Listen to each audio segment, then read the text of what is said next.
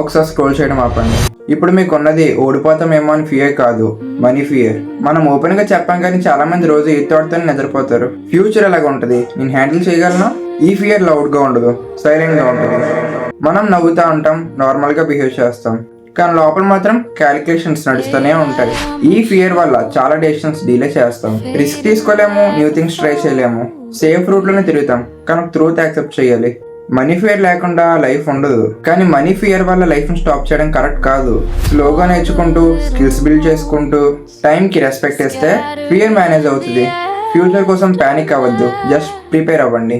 మీ దగ్గర క్లారిటీ ఉంటే money fear మీ కంట్రోల్లో ఉంటుంది. This is the day 8 of our 120 days challenge buddies. ఈ రీల్ ని కొత్తగా చూసే వాళ్ళు ఎవరైనా ఉంటే సబ్స్క్రైబ్ చేసుకోండి, ఫాలో అవ్వండి అని నేను చెప్పను. మీరే ఒకసారి మన ఛానల్ ఓపెన్ చేసి 2-3 వీడియోస్ చూడండి, నచ్చితేనే అప్పుడు సబ్స్క్రైబ్ చేసుకోండి, ఫాలో అవ్వండి. అవును, వెళ్లే ముందు ఒకటి చెప్పడం మర్చిపోయా. ఒక చిన్న మెసేజ్ ఏంటి అంటే, మనం రిచ్ అవ్వాలని కాదు, మనం రెడీ అవ్వాలి.